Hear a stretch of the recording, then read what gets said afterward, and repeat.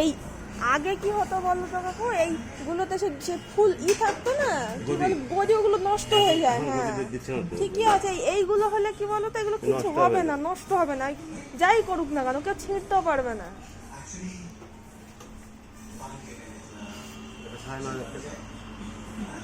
এইটা 13,000 টাকা। ওই তো 10-15 মধ্যে পাওয়া যাবে, তাই তো?